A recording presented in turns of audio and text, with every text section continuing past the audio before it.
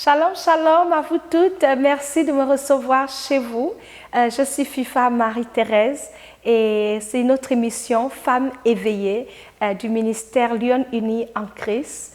Aujourd'hui, nous allons poursuivre notre étude. Nous avons commencé une série d'études sur surveiller ce qui se passe dans notre maison, veiller sur ce qui se passe dans nos maisons. Nous avons amené le focus sur ce qui se passe avec nos enfants. Dans la première partie de l'étude, nous avons parlé de faire attention à ce que nos enfants regardent, à ce qu'ils écoutent, à tout ce qu'ils font, de veiller à cela. Nous avons vu dans l'autre partie, la deuxième partie, nous avons parlé vraiment de surveiller la sexualité de nos enfants. Aujourd'hui, nous allons aborder dans le même sens, nous allons vraiment continuer dans le même sens, mais nous allons parler du caractère, surveiller le caractère de nos enfants. Avant de commencer, je vais poser une petite question. Alors, voici la question. Tu as un téléphone de 1000 $, un dernier iPhone dernier cri de la saison. Ton fils se prend, excusez-moi, j'utilise fils, je n'ai que des garçons. Donc, ton fils prend ton téléphone iPhone, dernier cri, tu as mis 1000 $ et par accident, il le casse. Quelle sera ta réaction? Et ton fils également, tu parles à ton fils et puis il te réplique, il te dit « Oh maman, tu m'énerves ». Quelle sera ta réponse? Seras-tu plus porté à le punir, à le torturer pour ton iPhone de 1000 $ qui vient de casser? Ou tu vas le reprendre parce qu'il t'a manqué le respect? La balance. C'est ça la question. Chacune va répondre chez elle. Mais moi, je vais vous donner ma réponse et c'est ce qui va nous amener au vif du sujet de ce soir.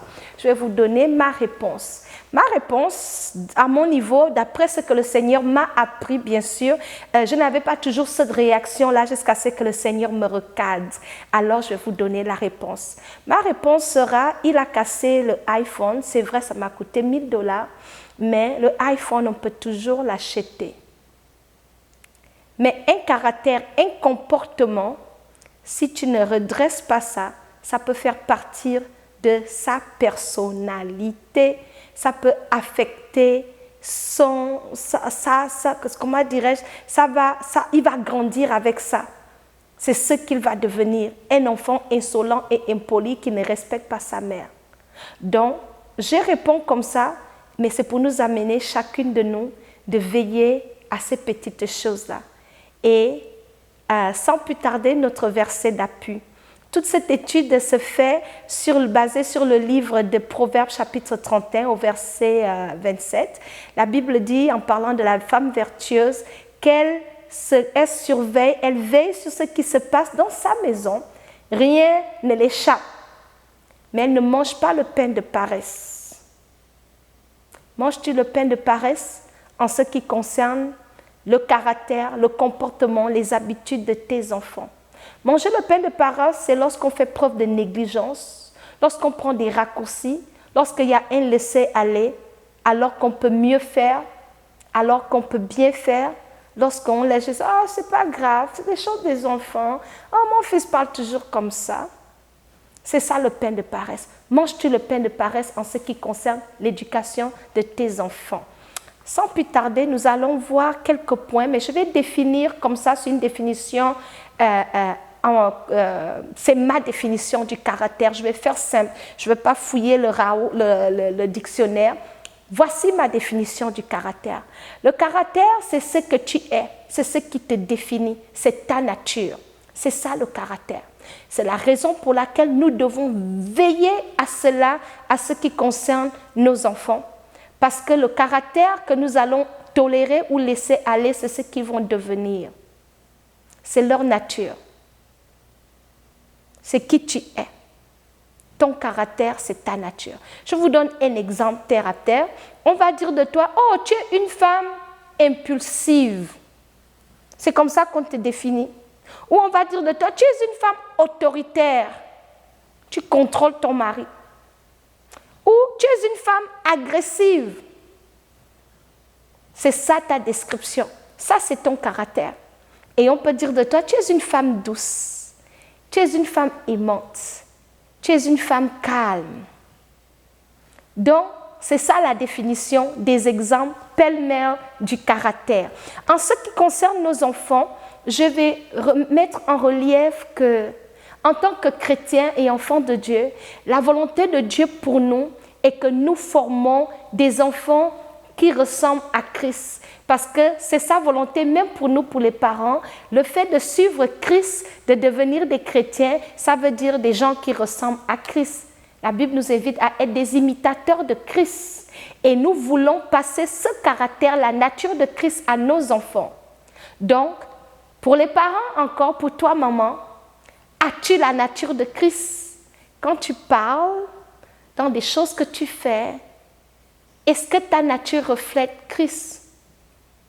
Le premier point, c'est que ce que nous faisons affecte le comportement et le caractère de nos enfants. C'est la première chose que je veux amener. On peut beaucoup parler, fais pas ci, fais pas ça, n'insulte pas les gens, fais pas ceci, fais pas cela. Nos paroles ont moins de poids sur nos enfants que ce qu'ils regardent, ce qu'ils voient. Vous allez me dire, ah, Fifa, tiens, ce n'est pas forcément vrai. Oui, on peut parler, mais si on peut accompagner ces paroles avec des actes, comment reflètes-tu Christ à tes enfants? Je donne un exemple. Tu dis à tes enfants, il ne faut pas voler, ce n'est pas bon de voler, la Bible dit de ne pas voler. Mais tes enfants te voient voler. Ils te voient voler. Fait que ton message de dire, il ne faut pas voler pendant que toi-même tu es une maman voleuse, n'a perdu son poids. Parce que ce que nous faisons parle encore plus fort. Les enfants, leur caractère est formé par le modèle qu'ils regardent. Donc, pour forger le caractère de nos enfants, ça commence par nous. Surtout si nous voulons amener le caractère de Christ. Je vais reprendre ce verset et je vais vous dire pourquoi j'aime ce verset de Josué chapitre 24, verset 15. Josué a dit aux enfants d'Israël, si vous trouvez bon de servir l'Éternel, choisissez aujourd'hui qui vous devez servir. Mais quant à moi et ma maison, nous servirons l'Éternel. C'est le défi qu'il leur a fait. Comportez-vous comme vous voulez, mais quant à moi et ma maison, nous servirons l'Éternel. Qu'est-ce que ça veut dire? Quant à moi et ma maison, nous servirons l'Éternel. C'est que tu prends la responsabilité, l'engagement à servir l'Éternel et à infliger cela, à implémenter cela dans ta maison pour inspirer tes enfants. Comment sers-tu l'Éternel dans ta maison? Servir l'Éternel avec sa maison, ça consiste à veiller à nos activités, nos comportements, nos paroles, notre attitude, nos réactions, nos actions, tout ce que nous faisons. Est-ce que ça reflète Christ? C'est de cette manière qu'on sert le Seigneur avec sa maison. Tu as une vie de prière, tes enfants prient. Tu vas à l'église, tes enfants viennent à l'église avec toi. Amen. Nous allons passer au deuxième point. Je viens de dire dans le premier point, la manière que nous pouvons forger le caractère de nos enfants, c'est nous-mêmes en étant des modèles du message qu'on veut faire passer. Mais je vais amener ici le focus parce que c'est des choses qu'on néglige. Nous négligeons, nous mettons beaucoup d'accent. Oh, mon fils doit étudier pour devenir docteur. Tous les parents chrétiens ont encore dans leur tête que leurs enfants doivent étudier pour devenir quelqu'un demain. Fait que nous allons mettre l'énergie dans fais telle chose, tu travailles bien, investir dans telle école, payer des écoles privées, s'assurer qu'ils ont l'école qu'il faut pour qu'ils deviennent des gens pour gagner de l'argent dans la société. Mais en tant qu'enfant de Dieu, ce n'est pas le plan de Dieu. Je ne suis pas en train de dire l'éducation scolaire est une mauvaise chose, c'est une bonne chose. Mais nous, en tant qu'enfants de Dieu, nous devons avoir un esprit que nous élevons la prochaine génération de chrétiens. Si nous banalisons de passer le caractère de Christ sur nos enfants, ils vont être des hommes réussis au niveau scolaire ou professionnel. Ils vont être des femmes accomplies au niveau professionnel ou scolaire. Mais ils vont manquer ce qu'il y a d'essentiel. Et ce qu'il y a d'essentiel, c'est la nature de Christ en eux. Parce que le fait de devenir un docteur, tu as réussi professionnellement. Le fait de devenir une enseignante, tu as réussi professionnellement peut-être, et puis tu as tous ces titres. Mais ce que Dieu regarde, Dieu n'est pas impressionné que tu sois je ne sais pas, ministre d'État, ça ne l'impressionne pas. Ce qui impressionne Christ, c'est ton caractère. Est-ce que ce que tu fais va t'amener au ciel ou en enfer? C'est ce qui intéresse Dieu. Es-tu un disciple de Christ? C'est ça vraiment le plan de Dieu pour nous en tant que parents. Plusieurs parents, c'est vrai, je discute avec plein de mères. Je n'ai jamais rencontré vraiment une mère, bon peut-être une amie d'ailleurs, qui est à Montréal, qui a vraiment son fils, qui a cette tension-là que c'est un futur prédicateur, un homme de Dieu. Au passage, Mélanie, coucou, bon travail avec Nolan. Mais la plupart des femmes que moi je côtoie, des chrétiennes, je n'en connais pas qui disent « mon fils sera un adorateur, mon fils sera un serviteur de Dieu, mon fils sera une différence pour sa génération, mon fils va être la lumière du monde ». Nous négligeons de leur rappeler Dieu a un plan pour leur vie, pour que tout ce qu'ils vont faire, ils puissent servir Dieu avec leur appel. Donc nous négligeons l'accent sur le côté caractère. Alors, le caractère que nous voulons implémenter dans nos enfants, c'est la nature de Christ. La liste est longue. J'ai juste préparé, je pense, j'ai juste 6 points dont je vais m'attarder sur ces 6 petits points-là. Pourquoi c'est important de s'assurer que nous formons nos enfants à avoir ces choses-là en eux. Je vais les énumérer, mais je veux vraiment nous mettre ici, nous pousser à la réflexion, nous pousser à réexaminer, à regarder ces choses-là. À la maison, quel caractère passes-tu à ton enfant? Ton enfant vole, oh, c'est pas grave, il a volé, ça passe comme une lettre à la poste. Mais prends-tu le temps d'expliquer à ton enfant le fait de voler est un péché et les voleurs n'hériteront pas le royaume des cieux. Et si tu voles un œuf, tu voles un bœuf. Est-ce que tu prends le temps de l'expliquer cela en prenant la parole de Dieu pour dire qu'un homme de Dieu ne vole pas, ou tu laisses ça passer, oh c'est un enfant, et puis tu banalises. Dieu t'invite à veiller à cela. L'insolence. Tu parles, ton enfant parle. C'est de l'insolence, et puis tu laisses aller, oh les enfants du Canada, oh c'est les pauvres enfants du gouvernement. Quand tu prends la décision de dire, moi et mes enfants, nous servirons l'Éternel, oui, il y a un gouvernement, il faut se soumettre aux lois. Mais lorsque ça vient des valeurs, notre standard, c'est le modèle de Dieu. Et nous avons le choix de l'implémenter dans nos maisons avec nos enfants. Voici un trait de caractère très important.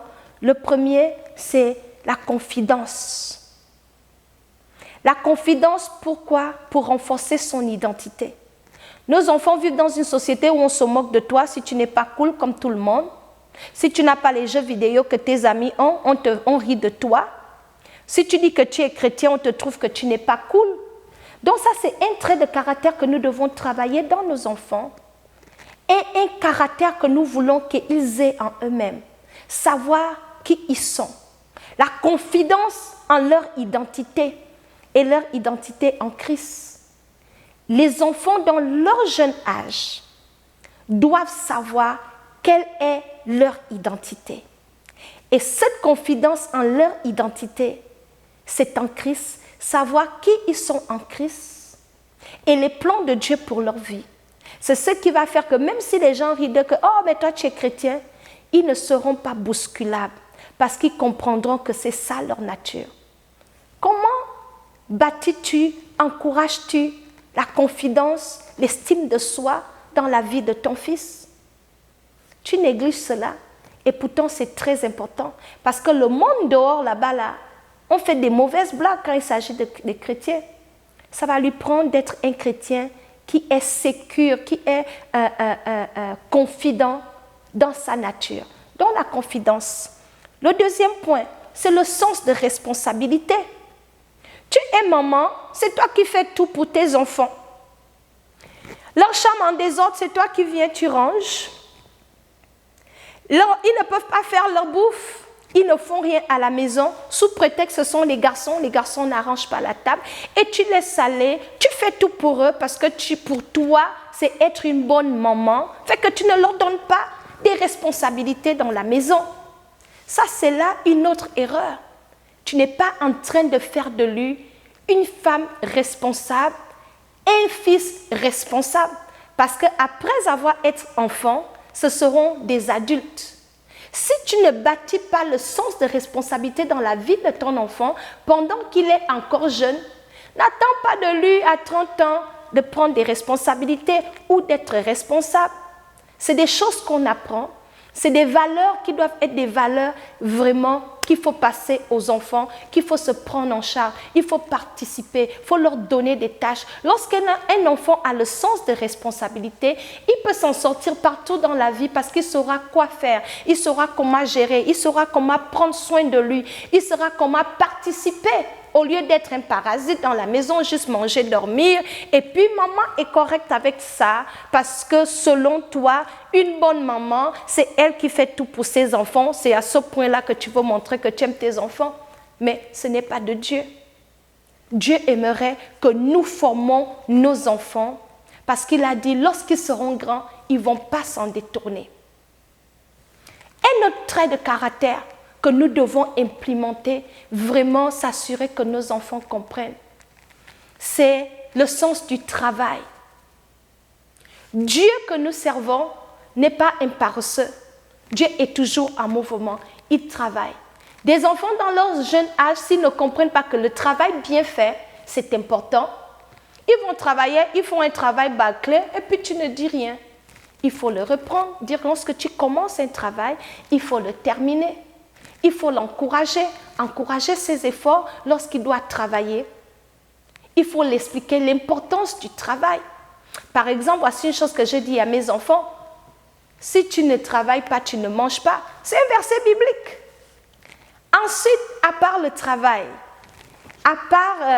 travail comme point que tu dois renforcer dans la vie de tes enfants, c'est le point de les bonnes manières. Ça, c'est notre avant-dernier point. Les bonnes manières. Encourager nos enfants à avoir les bonnes manières. Aujourd'hui, nous négligeons les bonnes manières parce qu'on se dit, ben tiens, les enfants, c'est pas grave, ça va passer. Si tu ne leur apprends pas des bonnes manières maintenant, c'est toi-même qui vas récolter les conséquences plus tard. Parce que si tes enfants n'ont pas la politesse, n'ont pas vraiment l'éducation qu'il faut, de dire merci, d'apprécier, de demander avant de prendre des choses, tu négliges des choses comme ça, ils iront vivre quelque part, ils vont prendre des choses sans demander. Parce que tu n'as jamais accordé de l'importance aux bonnes manières en élevant tes enfants. En leur inculquant des bonnes manières, tu vas les apprendre à s'en sortir dans la société, à respecter ce qui appartient aux autres et à comment interagir avec les gens. S'il a toujours été impoli, il répond aux gens quand il veut, il ira dans son travail et répondre aux gens comme il veut parce qu'il pense que le monde tourne autour de lui. À la maison, on ne le corrige pas quand il est impoli et c'est normal, on tolère, on ne punit pas des actions d'impolitesse. Il y a des chrétiens qui ont ce genre de laisser-aller. Dieu veut que nous disciplinons et nous apprenons la discipline à nos enfants. À part d'impacter dans leur vie les bonnes manières, nous voulons leur parler également de la gentillesse, parler à leur cœur. Dieu est amour. Si tu ne mets pas l'accent sur la gentillesse, un enfant qui est gentil, qui est serviable, tu t'en fous, ton fils ne t'aide jamais et puis ça ne te dérange pas. Lorsqu'il va grandir, il ne va pas aider sa femme. Ce sera quelqu'un qui va toujours recevoir et il ne va pas savoir donner parce qu'il ne donne jamais rien à personne. Il ne porte jamais un coup de main, il n'a pas un bon cœur, il ne pense qu'à lui, il est individualiste parce que « Oh, c'est mon fils unique, je lui donne ce qu'il veut ». Et bien là, il grandit en pensant que comme je suis fils unique, j'ai tout. Mais lorsque tu ne seras pas là, les gens ne vont pas tout lui donner. Il va devoir apprendre à donner. Donc, ne pas négliger le cœur. Travailler que tes enfants soient des enfants gentils. Parce que s'ils apprennent la gentillesse, tu vas récolter la gentillesse de la part de tes enfants quand tu seras vieille. Si tu veux élever des petits ingrats pourris gâtés, c'est ce que tu vas récolter dans ta vieillesse, des enfants pourris gâtés, ingrats, qui ne vont pas venir visiter leur maman lorsqu'elle sera vieille. C'est maintenant qu'il faut le faire pendant qu'ils sont jeunes. Le dernier point que je veux apporter, c'est le respect. Très, très, très, très important. C'est là une valeur que nous négligeons. Mais lorsqu'on décrit ton enfant, oh, les enfants de cette dame sont respectueux. Est-ce que ça ne sonne pas bien? Le respect, l'apprendre à respecter son père, sa mère. Respecter les aînés. Les enfants d'aujourd'hui ne respectent pas les aînés. Tu vois une grande personne, I don't care, wherever, en anglais, je m'en fous. Et puis quoi, tu n'es pas ma mère. Attitude big time. Et puis on est correct avec ça. Non. C'est notre responsabilité d'inculquer des valeurs de respect à nos enfants. En fait que s'ils respectent les gens vont les respecter dans la société. Si tu es impoli, on dit que ce que tu sèmes, tu vas récolter. Tu veux que ton fils soit respecté dans la société? Il va falloir l'apprendre à respecter lui aussi les gens. Voilà les points que je voulais amener. En conclusion, ce que je suis en train de dire, il y a plusieurs points. En conclusion, ce que je suis en train de nous dire, c'est que ces valeurs, mettre l'accent sur le caractère, c'est bien plus important que d'investir l'argent seulement dans l'éducation intellectuelle de l'enfant. Parce que le fait d'être éduqué intellectuellement, d'avoir des diplômes, ne fait pas de toi un bon citoyen, ne fait pas de toi un témoignage pour le royaume des cieux, ne fait pas de toi que tu es approuvé de Dieu. Donc, c'est des choses comme ça qu'on néglige. Mais Dieu aimerait que nous, mamans et femmes et parents, que nous ne négligeons pas ces choses-là. Parce que le diable aujourd'hui a un agenda, c'est d'amener un monde sans loi ni foi. Mais c'est à nous de ramener la loi de Dieu.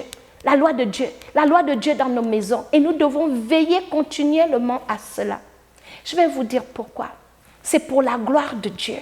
C'est pour la gloire de Dieu. Dieu dit que nous sommes la lumière du monde et nous sommes le sel de la terre. Si nous arrêtons de briller, le monde sera dans un ténèbre chaotique. Mais c'est à nous de continuer à maintenir que la lame brille et à passer l'héritage du salut, la parole de Dieu que nous avons reçue. C'est notre responsabilité de passer ça à nos enfants, pour que nos enfants les passent à leurs enfants. Parce que notre Dieu est un Dieu de génération. Si tu échoues dans ton rôle de mère avec cette génération, es-tu sûr que tes enfants vont relever le défi pour la génération à venir? Donc, je vais terminer avec ça, à nous encourager. C'est possible. Il n'est jamais trop tard pour bien faire. La parole de Dieu est à notre disposition. Les hommes de Dieu sont à notre disposition. Il faut chercher de l'aide, s'informer, s'éduquer. Approche-toi d'une autre maman qui fait un bon travail. Il ne faut jamais avoir honte d'aller chercher de l'aide pour changer les méthodes. Donc, si tu négligeais de travailler le caractère, si tu banalisais les mauvais comportements de ton fils, le moment est arrivé de redresser cela. Tu auras besoin de la prière, toujours la prière, parce que c'est dans la prière que Dieu nous inspire les idées, les stratégies. Tu auras besoin de l'aide du Saint-Esprit. Être sensible au Saint-Esprit. Comment je peux faire comprendre telle chose à mon fils? Saint-Esprit, aide-moi. Il va t'aider. Et lire la parole de Dieu. Donc voilà, on a fini pour cette émission. J'aimerais vous encourager, s'il vous plaît. Vous avez aimé cette émission? Partagez à vos amis. Abonnez-vous à notre chaîne YouTube. N'oubliez pas de poster vos commentaires, vos questions. Ça nous fera plaisir de répondre et de revenir avec une autre émission. Merci de m'avoir reçu chez vous. Shalom.